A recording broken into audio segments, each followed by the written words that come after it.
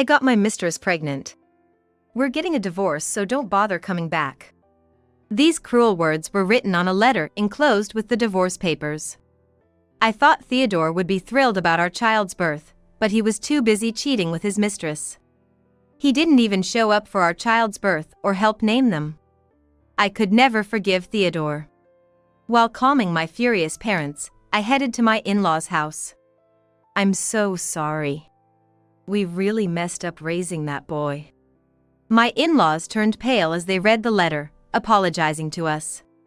They are such good people that it almost hurts. My father-in-law sighed deeply, looked at my mother-in-law, and muttered, "Maybe we should take him down." My name is Camila.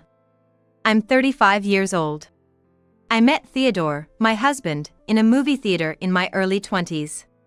He had tripped over the theater's carpet and spilled popcorn all over the floor. I rushed to help, and he bought me a drink as an apology, and we hit it off. He was there to see a limited-time showing of a famous animated movie. The protagonist's name was the same as mine, Camila. Theodore, a fan of the movie, was very excited. "Your name is Camila? I love that movie. I can't believe you're not someone else." "Me too. Have you seen the latest animated film?" We found we liked the same things, became movie buddies, and eventually started dating. Then, at a restaurant themed around movies, he gave me a ring, and I decided to spend my life with Theodore. Turns out, Theodore had received one of his businessman father's companies and was thriving as a young CEO.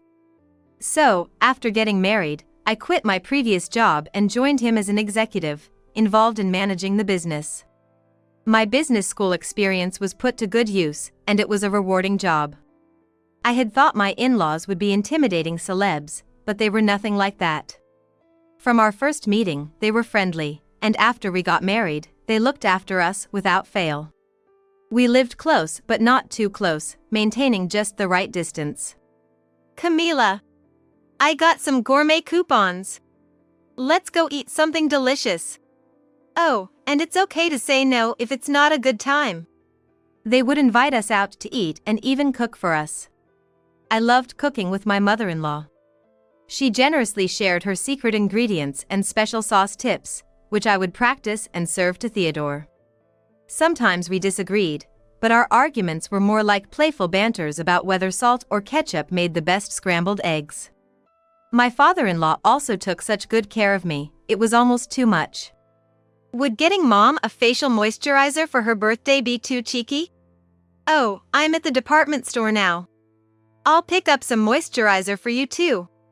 Saying this, he gave me some beauty products I had wanted for a while. Their loving relationship always made me smile. I hoped Theodore and I could have a relationship just like my in-laws. However, our peaceful life didn't last long. When my pregnancy became apparent, a new employee joined the company. Hired mid-career, Maya seemed competent and was very beautiful. During her interview, Maya mentioned something concerning. "I was harassed at my previous company." Apparently, she had resigned from her first job due to harassment, and even at her next job, she was teased about it, leading to more trouble. I was handling HR but had a medical checkup scheduled, so Theodore took over Maya's interview. Despite my reservations about her immediately bringing up past harassment, we decided it was unfortunate and that we should be considerate given Maya's tough experiences. Especially, Theodore seemed to take a liking to her, soon entrusting her with a supervisory role. "Isn't it too soon for her to be in a higher position right after joining? It'll be fine. After all, unlike a fresh graduate, she has work experience." I still felt inexperienced, but I was beginning to sense some precariousness in Theodore's personnel management. However, Maya turned out to be quite a character. First off, she was incredibly rude. To be precise, her tone was polite, but her comments were harsh. For example, she didn't just correct mistakes made by newcomers or young employees. Her attacks, especially regarding educational background, were very harsh. "Oh dear, did your university teach you to make such mistakes, or is your alma mater a kindergarten? Oh sorry, it's just your intelligence that I'm sorry for." These were common mistakes that could be improved upon, but her demeaning remarks were severe. "Your parents must be sorry for raising such an incompetent person." She would insult someone's parents like this, a behavior unthinkable for a professional. Of course, I warned her, but she showed no remorse. "That's not a good way to speak. You shouldn't go as far as denying someone's character. Unfit personnel are just a waste for the company, right? I was just doing my duty as a senior." She'd just respond calmly like that. Maya, you're really harsh. What should we do?" "It's okay, she's still adjusting. Picking on the newbies isn't right." Theodore wouldn't take my advice seriously. Being pregnant, I couldn't meddle too much in company matters, but the atmosphere around Maya was deteriorating.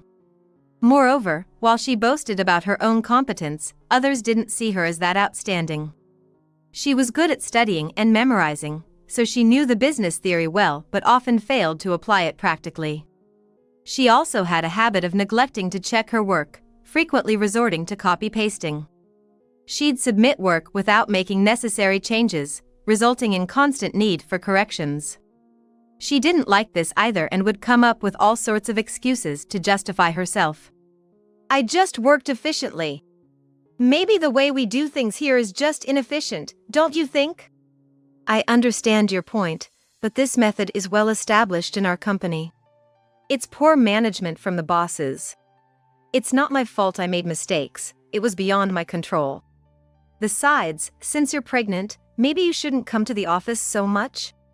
No matter how many times I addressed it, there was no improvement. Had Maya said something to Theodore?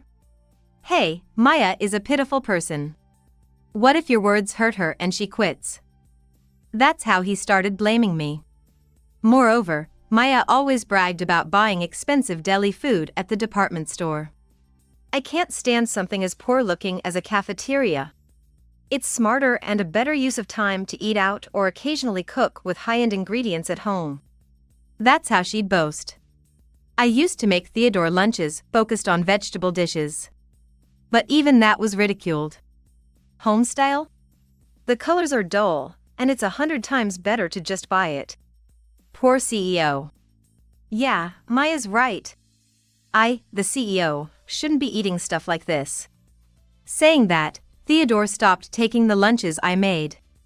I hate to compare, but my father-in-law, who lives by the motto "keep unnecessary expenses down," still eats the lunch made by my mother-in-law, despite earning a lot of money.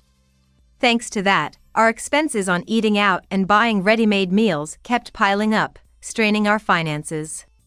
Since Maya joined, things between Theodore and me had been awkward.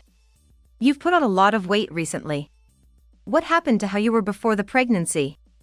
"It's just how my body reacts." Right, pregnant women can just laze around. Theodore would grimace during my pregnancy as I struggled with morning sickness and couldn't pay much attention to my figure or beauty. The in-laws were always kind to me, so it was hard to speak ill of their son, Theodore. Eventually, as the morning sickness started, it became difficult to continue working, and I stayed home. My parents suggested considering going back to my hometown to give birth, but Theodore was reluctant. "Why do something like that? Who's gonna take care of me while you're gone? You'll have to manage on your own. You just want to take it easy, but nobody around me does that. Going back to your hometown isn't the norm, you know." I wonder whose standards those statistics are based on. Theodore apparently also mentioned this to Maya. "Going back to your hometown for childbirth? Isn't that like being overly dependent on your wife? I can't respect a CEO's wife like that." That's the kind of email I got from Maya. Why do I have to be spoken to like this? The frustration just kept building day by day. Maya's condescension wasn't just towards her juniors, she was the same with older people. One day, before going back to my hometown, I went shopping for maternity goods and other items. There, I ran into McLaughlin. McLaughlin was there to buy envelopes and stationery.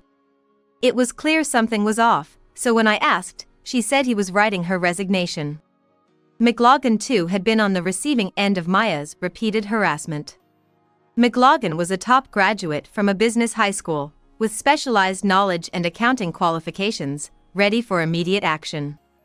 That's why my father-in-law had scouted him and valued him greatly. Actually, McLaughlin is the most valuable employee at the company. Without her, the company would suffer significant damage. She had triplets to care for, so she never aimed for a high position. I don't know how Maya found out, whether she forced it out of her or discovered it somehow, but as soon as she learned McLaughlin was only a high school graduate, she started treating her disdainfully and forced greetings on her. McLaughlin is in a managerial role in a different department, but requests through her are blatantly ignored. When McLaughlin confronted Maya directly after getting angry, Maya said something outrageous. "Someone like you, just a defective high school grad, why should your work take priority? It's sad, really, the triplets being raised by someone like you." McLaughlin was naturally furious and confronted Maya. "My education has nothing to do with it. Why do you have to bring my children into this?" It was only right for her to be angry. But whether it was dissatisfaction or something else, Maya stirred up trouble with Theodore. I was publicly condemned and harassed in front of everyone. I suffered emotional distress. Normally, one would scold Maya, but Theodore completely sided with her. "What's this about a veteran employee pressuring a newcomer? Just because you've been here a long time doesn't mean you can get cocky." In the end, the resolution was for McLaughlin to apologize to Maya.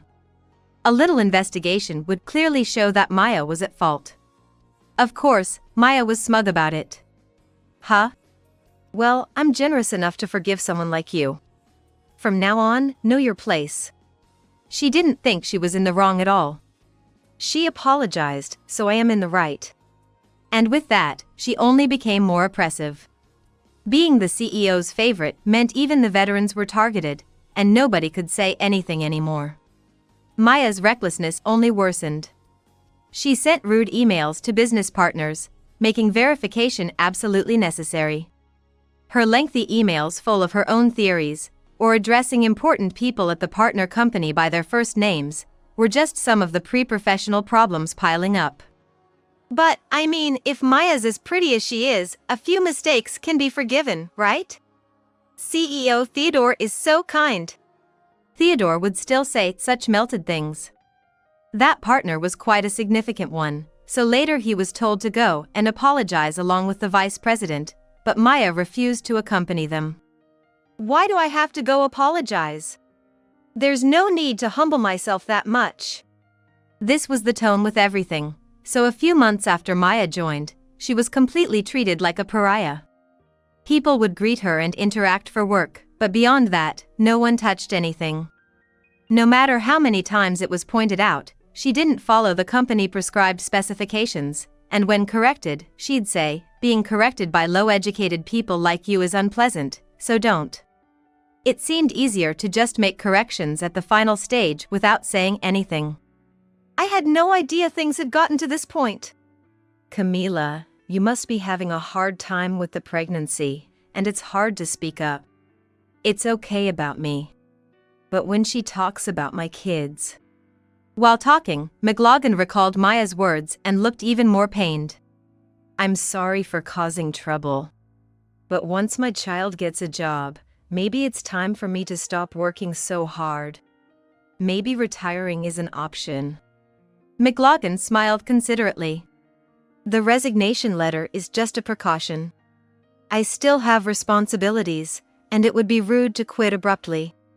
I'll try to keep going for a few more months. Please have a healthy baby." I was filled with remorse as I watched McLaughlin's back as she left. I protested to Theodore when I got home, but it was like talking to a wall. "You're not at the office right now, so you don't understand the situation. And you shouldn't be sticking your nose into this in the first place. But it's too much even for McLaughlin. We need to value our employees, right? That's why I'm taking care of Maya. Honestly, McLaughlin is getting older and her future contributions to the company won't be significant. Maybe it's time to think about a transition." Theodore left the house clearly in a bad mood. Lately, he's been staying out a lot, and something feels off. He's not helping at all with naming our child, and it feels like he's drifting further away from me.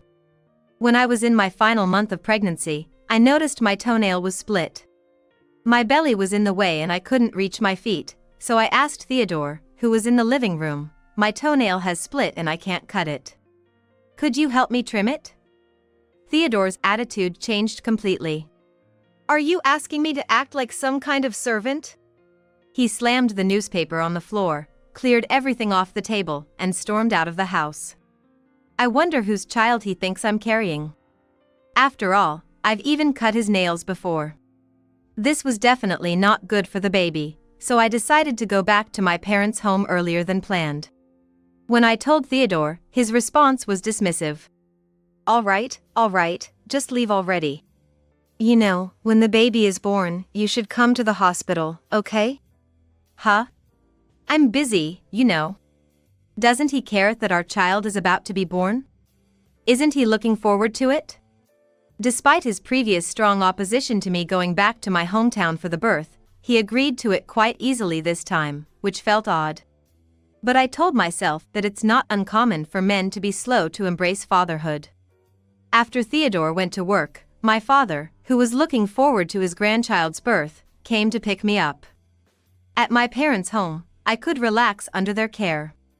My in-laws also kept in touch, maintaining a proper distance. However, there was hardly any contact from Theodore.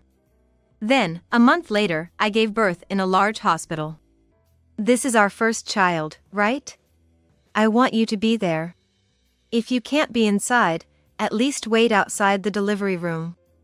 "I'm too busy with work.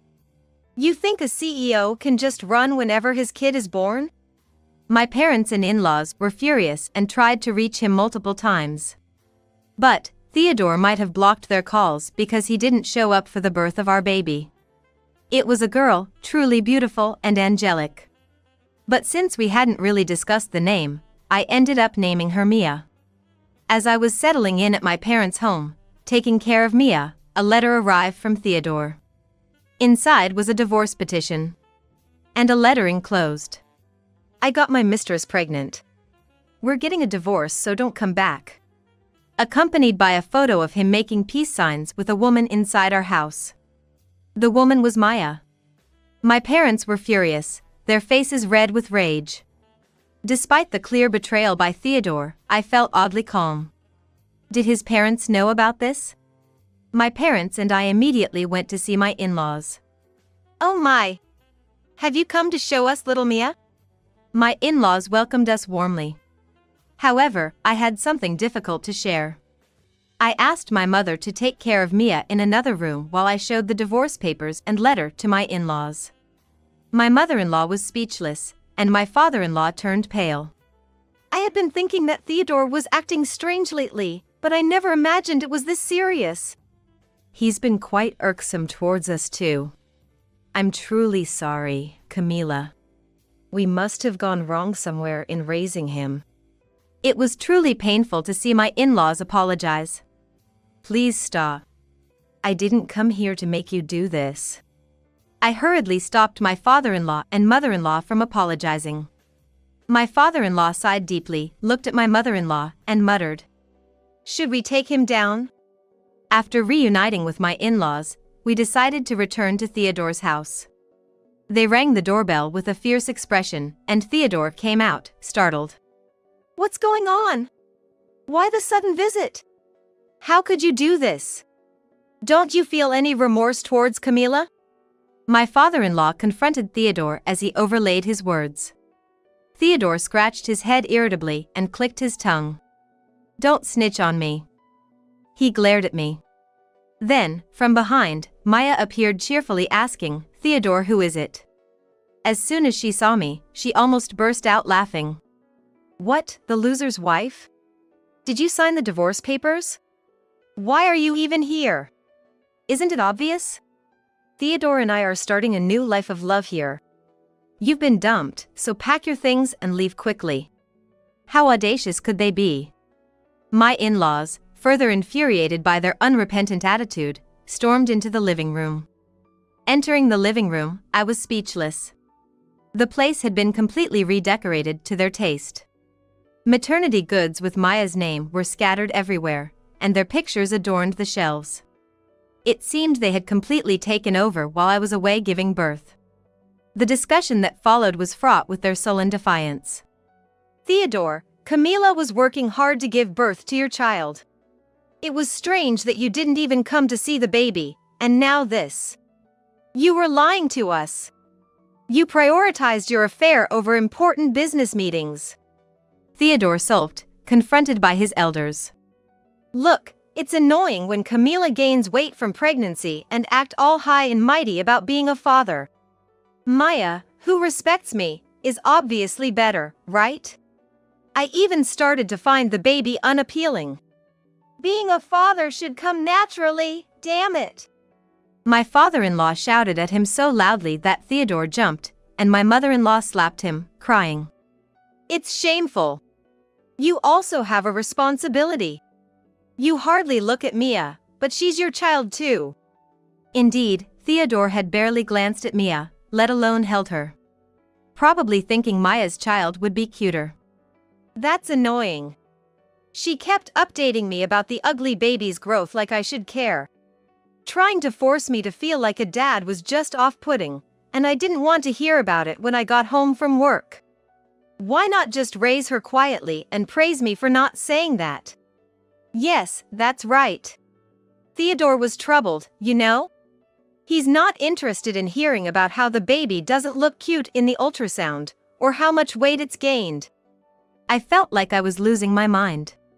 It was heartbreaking that Mia was despised by her father from birth. You are unbelievable. When you see your wife unable to move because of her pregnancy, or your child who looks like they could be in danger any moment, you should feel a sense of urgency to protect them before even thinking about your role as a father. That's right. I won't recognize as my grandchild the child of someone who had an affair knowing you were married. The ones we care about are Camila and Mia only. The two seemed as if they couldn't hear a word my in-laws were saying. Nothing more I say would likely make an impact. If that's the case, it's better to get the divorce over with quickly. I showed the alimony demand letter and made them sign it. Then, I submitted the divorce papers to the city hall. Now that the divorce is finalized, why don't you just get married quickly? Oh, for an old lady, you sure know how to get things moving. How miserable, to be thrown out with a few $100,000 in alimony. When we returned home, my in-laws declared they were cutting ties with the two of them. At that moment, their expressions changed drastically. Perhaps they were expecting to still be accepted. Disowning your own son? Our kid is related by blood too. This baby will become better. Maya glared at me. Her pride was likely soaring from having stolen Theodore from me. However, it was clear my in-laws cherished me, and she couldn't accept that. But the consequences for Theodore didn't stop there. And you need to resign as CEO. What? Obviously, you're unfit to be CEO. You favor your affair partner and make everyone else suffer. Everyone knows it. Theodore was at a loss for words. Perhaps realizing the truth. But I am the CEO. Yes. You can't just fire him because you're his parents, right? Well, it would indeed be difficult to make him step down immediately without his willing to retire. At his words, the two of them lifted their chins in triumph. But can you really continue to run the company? What do you mean? I've secretly surveyed your employees. They said if you remain CEO, they'd quit. It was originally one of my companies, so they agreed to cooperate.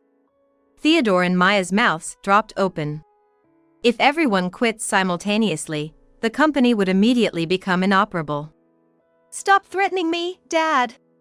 They can't find another job that easily. I've promised to hire them if I create a new department in my company. It seems they really hated the current situation. Everyone was quite pleased. What? They betrayed us. The two were screaming wildly, their faces turning a fiery red. However, cornered by the father-in-law's meticulous preparation, Theodore agreed to step down as CEO. But you'll at least make me an officer, right? We can't live if you don't.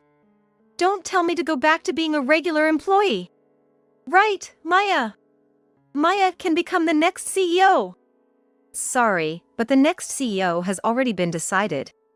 Theodore was taken aback by his father-in-law's assertive attitude. Who is it? It's McLaughlin. She's the most veteran, and Camila will support her in the CEO task. You don't have to worry at all. You won't be a regular employee. You're fired. Upon hearing that McLaughlin was the successor, Maya's mouth dropped open, and after a while, she began to throw a tantrum. Why her? How can a mere high school grad become CEO?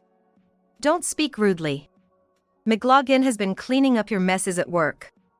Oh, and unfortunately, due to compliance issues, we've accumulated too many complaints to employ you any longer. No, that's not right. Maya began tearing at her hair. It's all because everyone badmouths me. They're just jealous of my superior education. You believe those baseless, malicious rumors about me. It was a state of complete confusion. Maya continued to shriek disgracefully. Actually, I had reported the current state of the company to my in-laws right after parting with McLaughlin. My father-in-law had been staying out of company affairs, thinking it best for Theodore. However, upon learning about McLaughlin's situation, Maya's tyranny, and Theodore's negligence, he immediately contacted McLaughlin. He apologized to McLaughlin for his son and wife's rudeness and made her an offer to be the next president, which she accepted, albeit surprised. And one more thing. Are you really the graduate you claim to be on your resume? Maya had practically been hired because Theodore was smitten with her at the interview. As it turns out, no background check was conducted on Maya. If we were to believe Maya's own claims, she supposedly attended a prestigious university, ranking highly enough to be announced. Her parents and relatives had impressive careers and were quite wealthy. Maya often boasted about this, though curiously never showed any gratitude towards her parents. With the salary of someone at her age and position, she owned several luxury watches that were clearly mismatched in value and frequently replaced expensive appliances, living alone in a high-end apartment in a convenient location. She lived a socially enviable, affluent life. It was puzzling why such a person would bother working for us. I get bored staying at home, she had said as her reason. I had seen other wealthy people who got along well with their in-laws. They were all calm individuals. The rich do not quarrel. This proverb seemed true enough. That someone from that background could become so aggressive and so full of a victim mentality, blaming others, was indicative of poor upbringing. I'm sorry, but I had to check. It turns out you did attend that university, but you were expelled midway through. What? For plagiarism in your reports and thesis. And other misconducts, it seems. It didn't take long to find out. Maya bit her lip and looked down. Theodore stood up and began to berate Maya. So, you lied to me? Is that why you never invited me to your home?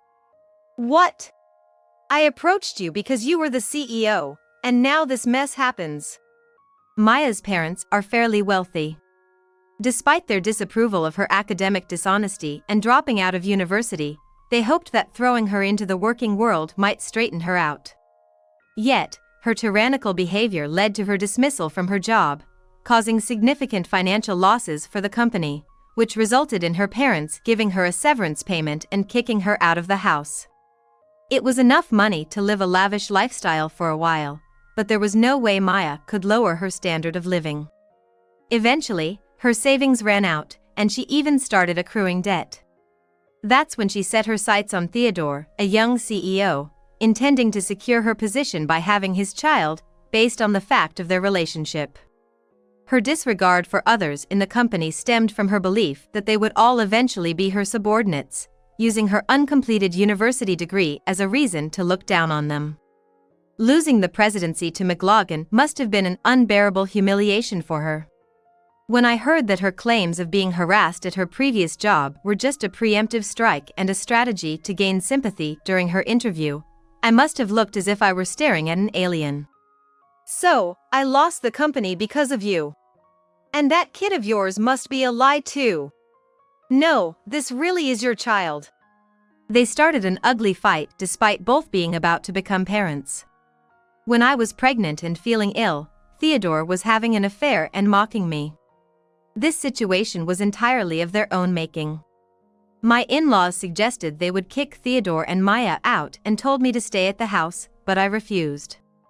After struggling with morning sickness and desperately preparing the house for the baby, I couldn't bear to return to a home filled with Theodore and Maya's wedding photos and their lovey-dovey selfies. Theodore and Maya eventually left the company. As expected, their married life was reportedly not going well. Theodore was probably hoping for financial support from the company or his father-in-law, as his own savings were minimal. How can you just disown me like that?